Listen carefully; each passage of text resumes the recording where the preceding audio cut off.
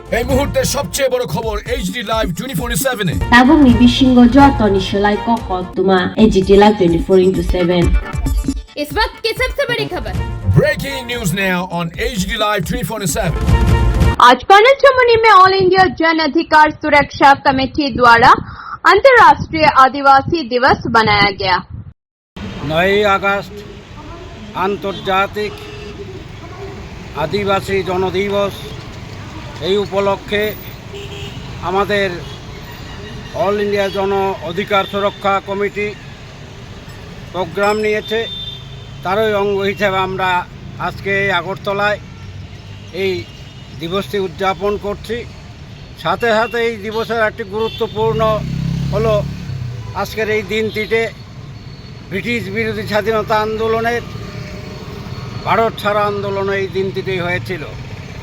আমরা এই দিনটিতে আমরা ভারত সরকারের কাছে যেইভাবে জনজাতি এবং বনবাসীদের যেভাবে উচ্ছেদ করা হচ্ছে তার বিরুদ্ধে আমরা প্রতিবাদ জানাচ্ছি এবং এই জনজাতি বিরোধী আইন পার্লামেন্টে যেগুলি নেওয়া হয়েছে, যেমন বন সংরক্ষণ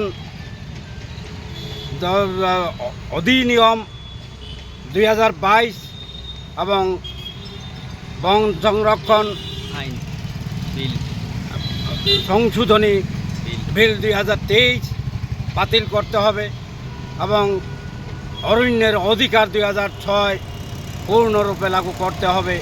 এই দাবিগুলোই আমরা আজকের দিনে ভারত সরকারের কাছে রাখছি। আপনার নাম? মলিন দেব বর্মা।